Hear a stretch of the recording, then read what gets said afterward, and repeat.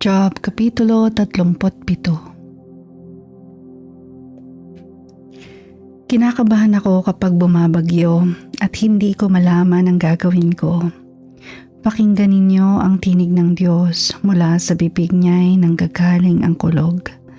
Ang kidlat ay kanyang pinaguguhit sa kalangitan, mula sa isang panig ng daigdig hanggang sa kasulok-sulukan.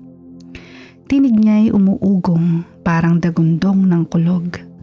Ang pagguhit ng kidlat ay hindi malagot-lagot. Sa isang salita niya'y may mga nangyayaring kababalaghan, kahanga-hangang bagay na di natin mauunawaan. Pinauulan niya ng yelo sa ibabaw ng daigdig. Ibinubuhos niya sa lupa ang ulang walang patid. Pinahihinto niya ang tao sa kanilang gawain upang malaman nila kung ano nang kaya niyang gawin. Ang may ilap na hayop ay nasa kanilang mga taguan. Ang malalakas na hangin sa timog nagmumula at ang malamig na simoy ay galing sa hilaga. Sa hininga ng Diyos nabubuo itong tubig, nagiging yelong matigas at napakalamig. Pinabibigat niya itong mga ulap, mula rito'y pinaguguhit ang mga kidlat. Ito'y bilang pagsunod sa utos ng ating Diyos. Sumusunod kahit sa ang panig nitong sansinukob. Ang ulang ibinubuhos ng dakilang Diyos, maaaring parusa o kagandahang loob.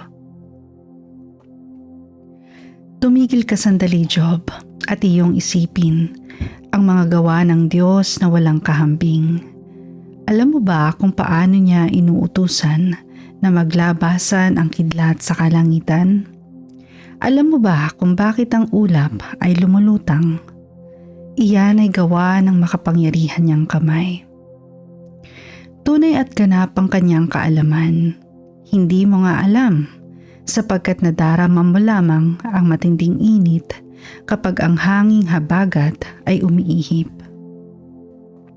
Tulad ng ginawa niya, ang langit ba'y iyong mailalatag na parang metal na makinis at matigas? Ituro mo sa amin ang dapat sabihin ng Diyos. Isip namin wala alam, pangunaway kapos. Ang makipag-usap sa Diyos ay di ko nahahangarin. Bakit bibigyan ko siya ng pagkakataong ako ay puksain? Ngayon, ang langit ay nalinis na ng hangin at nakakasilaw ang kanyang luningning. May malagintong kaningningan sa gawing hilaga.